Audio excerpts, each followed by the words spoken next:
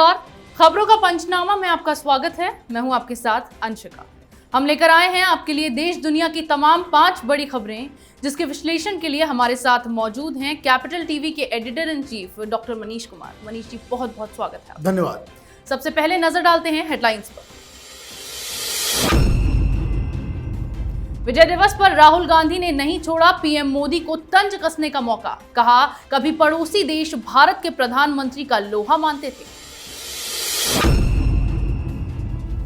Supreme court से किसानों को बड़ा झटका। जनहित याचिका पर सुनवाई के बाद कमेटी गठित करने का सुनाया फैसला। अमित शाह के दौरे से पहले चढ़ी पश्चिम बंगाल की सियासी पारा। भाजपा और तृणमूल में बढ़ा टकराव। कोर्ट में हार गई उद्धव ठाकरे की सरकार। रिपब्लिक टीवी के सीईओ विकास खंचंदानी को मिली बेल। कर्नाटक की आईफोन फैक्ट्री में सामने आया लूट का मामला। वामपंथियों की साजिश, चीन ने ली दिलचस्पी।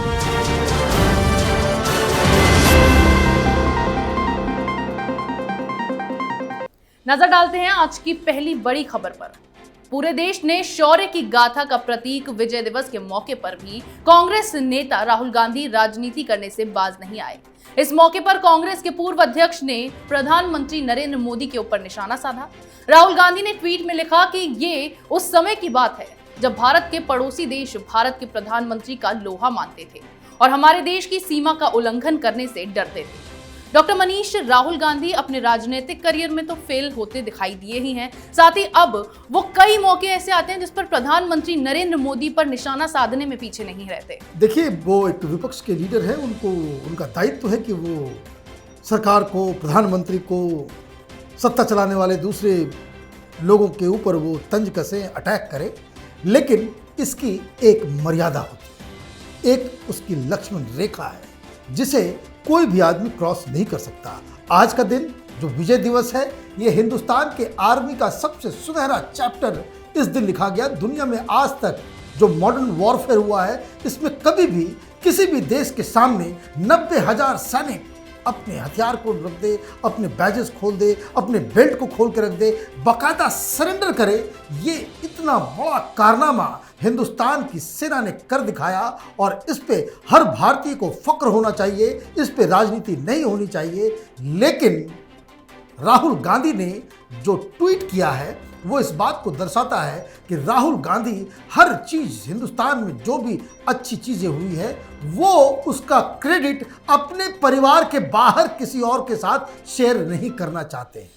अब उन्होंने सवाल पूछ ही लिया है कि ये उस जमाने की बात है जब भारत के प्रधानमंत्री का लोहा सारी दुनिया मानती थी, तो ये भी पूछा जाना चाहिए राहुल गांधी से कि भाई, ये भी लोग कहते हैं कि ये उस जमाने की बात है जब भारतीय सेना अपने पराक्रम से अपने दुश्मनों के छक्के तो छुड़ा देती थी, लेकिन नेगोशिएशंस पे जब हमारे प्रधानमंत्री बैठा करते थे, उस समय की बात है कि हम सब कुछ टेबल पे खो दिया करते थे।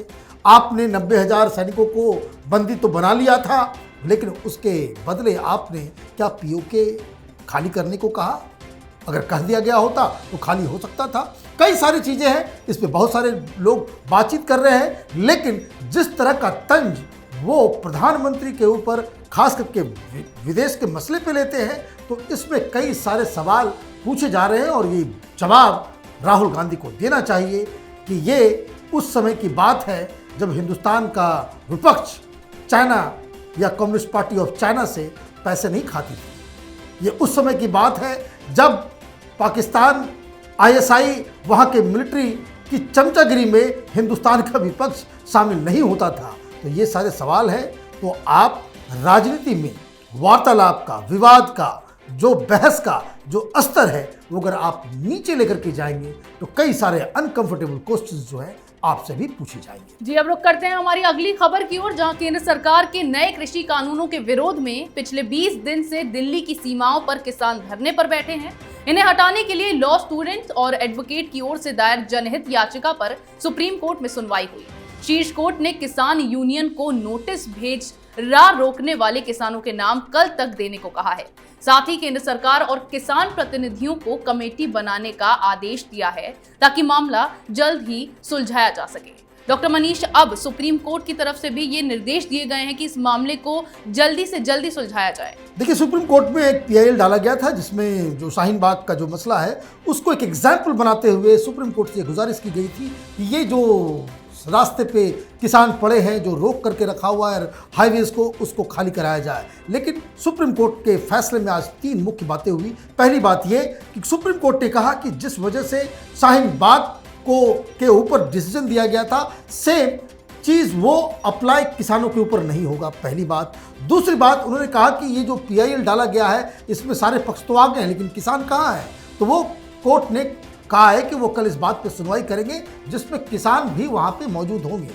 और तीसरी जो सबसे अहम बात है कि जब सरकार से सुप्रीम कोर्ट ने ये पूछा कि आपसे बातचीत हो रही है, बातचीत किसी नतीजे पे क्यों नहीं पहुँच पा रही है, तो कोर्ट में सरकार की तरफ से कहा गया कि हम बिल्कुल ही एक अलग पोजीशन पे आके खड़े हैं। वो चाहते हैं कि ये कानून को रिपील किया जाए, उसके अलावा वो कुछ चीज़ पे बातचीत करना नहीं चाहते हैं। तो इस पर सुप्रीम कोर्ट ने कहा कि सुप्रीम कोर्ट की निगरानी में एक कमेटी बैठे जिसमें किसान भी हो, सरकार के भी नुमाइंदे हो और उसके सामने बातचीत हो। ये तीनों ही चीज़ ऐसी है जिसमें किसान संगठनों को एक झटका लगने वाला है, क्योंकि निगोशिएशंस का मतलब यही होता है कि कुछ कदम आपको आगे बढ़ना है, कुछ कदम दूसरे साइड को भी आगे बढ़ना है। ऐसी स्थिति में अगर सुप्रीम कोर्ट के सामने ये कमेटी की गठन होती है, वहाँ बातचीत होती है, तो उसमें किसानों को ये जिद को तोड़ना पड़ेगा कि सारे कानून जो है वापस लिए जाए। लेकिन सबसे ये तो कोर्ट की तरफ से किया गया, लेकिन ये जो वामपंथी संगठन जो सिंधु बॉर्डर के ऊपर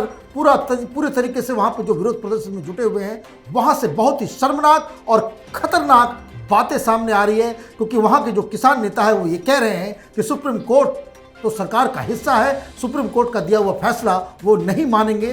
वो ये कह रहे हैं कि ये सुप्रीम कोर्ट और सरकार दोनों एक ही है और इसलिए हम अपने जिद पे अड़े रहेंगे। अब आपको ले चलते हैं पश्चिम बंगाल की ओर, जहां अगले साल होने वाले विधानसभा चुनाव के पहले राजनीति तेज हो गई है। पिछले दिनों राज्य के दौरे पर गए भाजपा अध्यक्ष जेपी नड्डा पर हुए हमले के बाद अब अमित शाह ने ममता बनर्जी को चुनौती दी है। गृह मंत्री अमित शाह इस सप्ताह 2 दिन के पश्चिम बंगाल के दौरे पर जा रहे हैं, जिसके बाद ममता बनर्जी की बेचैनी लगातार बढ़ती जा रही है। डॉक्टर मनीष, पहले जेपी नड्डा के काफिले पर जानलेवा हमला किया गया, उसके बाद अमित शाह बंगाल में ममता बनर्जी को चुनौती देने के लिए अपने दौरे के लिए जा रहे हैं। उस दौरे में क्या क्या होने वाला है? देखिए, वहाँ अमित शाह बाकायदा इस बात को साबित करेंगे कि आपने जेपी नड्डा के काफिले के ऊपर हमला किया, उसका जवाब वो देने वाले हैं। जिसको कह सकते हैं ईंट का जवाब पत्थर से वो देंगे। वो कैसे देंगे?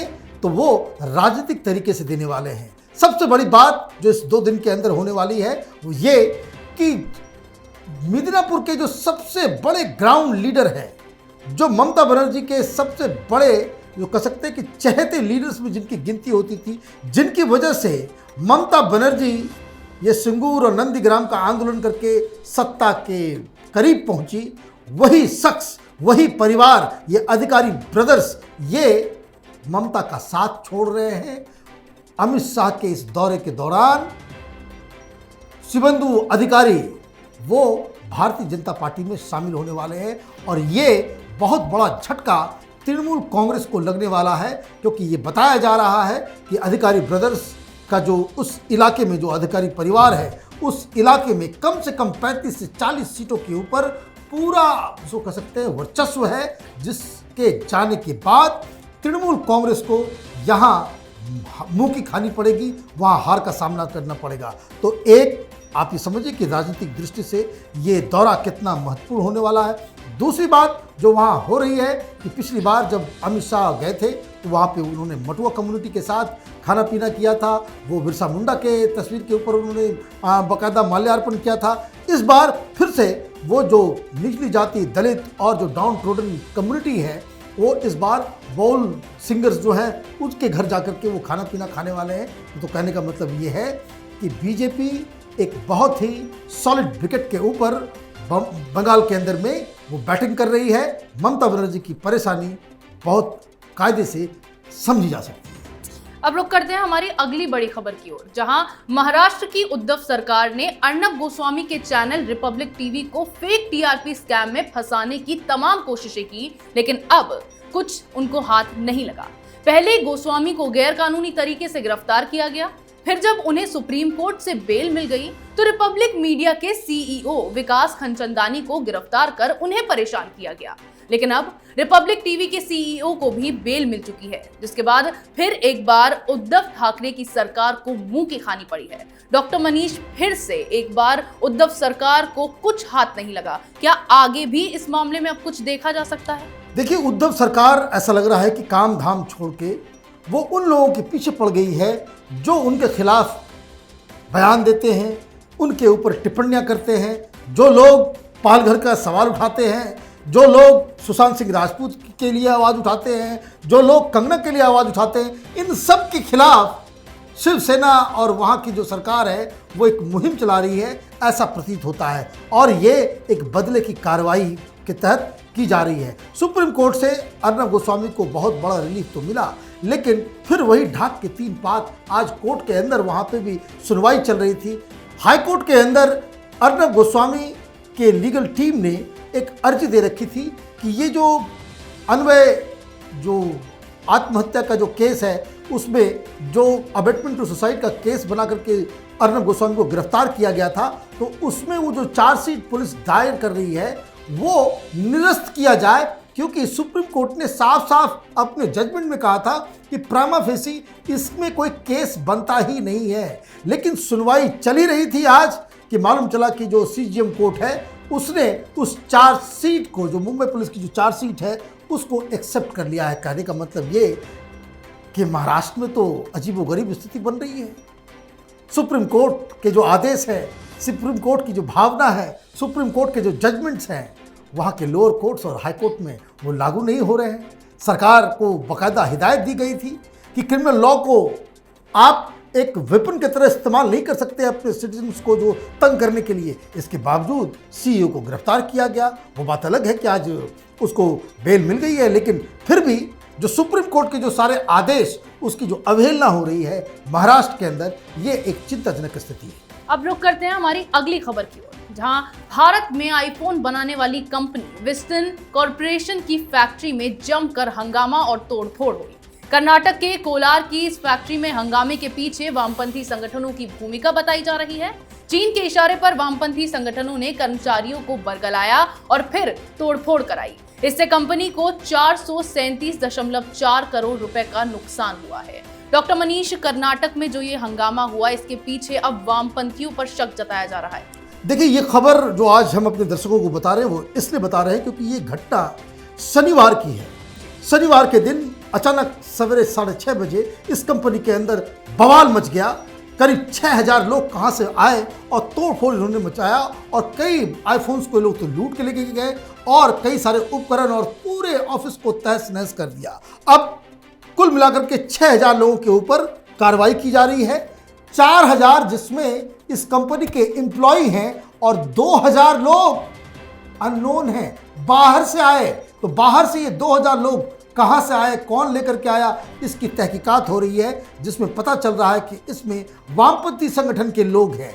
अब ये वामपंथी संगठन कौन है, ये क्या इनका रिश्ता है, ये सारी बातें मैं आपको आगे बताऊंगा। लेकिन ये खबर मैं इसलिए आज डील कर रहा हूं क्योंकि आज जो खबर आई है, जो ग्लोबल टाइम्स, जो चाइना का जो मुखपत्र है, उस ग्लोबल टाइम्स में जो बात कही जा रही है उसमें ये प्रतिक्रिया देते हुए उसमें ये कहा जा रहा है कि चीन में बाजार को सपोर्ट करने का एक अस्थिर सिस्टम है, एक बहुत ही स्टेबल सिस्टम है चीन के अंदर में, ये ग्लोबल टाइम्स कह रहा है। इसलिए वहां से बाहर अपनी फैक्ट्री को ले जाने वाली कंपनियां रिस्क उठा रही हैं और इसलिए जो कंपनियां भारत आ रही हैं वो ये रिस्क उठा रही है, क्योंकि बाहर जो इंडिया में आप देखिए किस तरह से तोड़फोड़ मचता है, वहाँ पे किस तरीके से ये जो लोग जो है वहाँ पे उद्दंड है, वहाँ पे सिक्योरिटी नहीं है, वहाँ कोई रोबोस्ट सिस्टम नहीं है।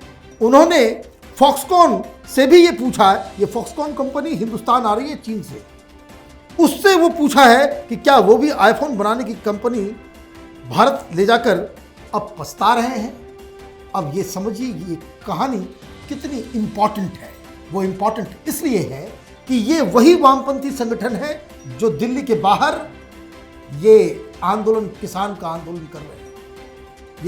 ये AITUC, उसके पोस्टर्स आपको नजर आ जाएंगे। दिल्ली के अंदर में कल आईटीओ के ऊपर कुछ महिलाएं ने भी इसी संगठन के लोगों ने आईटीओ को जाम किया था, वहां पे प्रदर्शन किया था। ये सारे लोग सीपीआई, सीपीआईएम, नक्सली, अर्बन नक्सल्स, ये पीएफआई, सब लोग एक साथ जुड़े हुए हैं। और कैपिटल टीवी लगातार इस बात को कहता आ रहा है कि ये जो पिछले 1-1.5 साल से देश भर में जो अलग अलग जगहों पे जो धरना प्रदर्शन, मार पीट, मैं आपको बता दूं एक और कंपनी को कर्नाटक के अंदर ही उसको बंद कराया गया, वहां भी इसी तरह का तोड़फोड़ मचाया गया था। ये सारे इसलिए एक कॉन्स्पिरेसी का हिस्सा है, एक साजिश का हिस्सा है, क्योंकि चीन से कोविड के बाद से जिस तरीके से America, Japan, Australia, UK, France, Germany से चीन के रिश्ते बिगड़े हैं, तो वहाँ जो ये विदेशी कंपनियां जो अपना वहाँ पे प्रोडक्शन यूनिट बना के बैठी हुई थी, ये लोग चीन से बाहर निकल रहे हैं क्योंकि चीन के साथ उनके रिश्ते खराब हो गए हैं। कई सारी कंपनियां भारत आ रही हैं क्योंकि भारत एक डेमोक्रेसी है, यहाँ पे नियम कानून और सरकार ने कई सारी चीज़ों को बदला है ताकि यहाँ पे मैन्युफैक्चरिंग यूनिट मिले, यहाँ पे लोगों को रोजगार मिले, हिंदुस्तान का जो इकोनॉमी जो है वो सुधरे। लेकिन ये आंदोलनकारी, ये आंदोलन के बहाने ये जो तोड़फोड़ मचा रहे हैं, ये पूरी दुनिया में उन कंपनियों को ये मैसेज देना चाहते हैं कि हिंदुस्तान एक स्टेबल कंट्री नहीं है, यहाँ तोड़फोड़ मचता है, यहाँ पे आपकी जो सुरक्षा की गारंटी नहीं है, इसलिए आप भारत ना आए। और यही इस पूरे ये जो डिज़ाइन जो है, चाहे कभी वो शाहीन बाग का हो, चाहे फिर वो किसान आंदोलन हो, चाहे वो कर्नाटक में हो, ये देश भर में ये लगातार जो हो रहे हैं, ये एक चिंताजनक स्थिति है। और इस तरह के धरना प्रदर्शन के खिलाफ इस सरकार को कोई नया कानून लेकर के आना चाहिए कि ताकि जो वॉयलेंस है, आप डेमोक्रेटिक राइट है तो आप शांतिपूर्ण तरीके से आप प्रदर्शन कर सकते हैं, लेकिन किसी कंपनी में घुस करके आप तोड़फोड़ करेंगे तो इसके खिलाफ सख्त से सख्त कानून बनाने की आवश्यकता है। जी डॉक्टर मनीष, देश दुनिया की इन तमाम बड़ी खबरों पर आपके विश्लेषण के लिए बहुत बहुत धन्यवाद। धन्यवाद। खबरों का पंचनामा में बस इतना ही। अगर आपको हमारा ये वीडियो पसंद आया हो तो इसे लाइक करें, शेयर करें, कमेंट करें, साथ ही हमारे चैनल को सब्सक्राइब करें।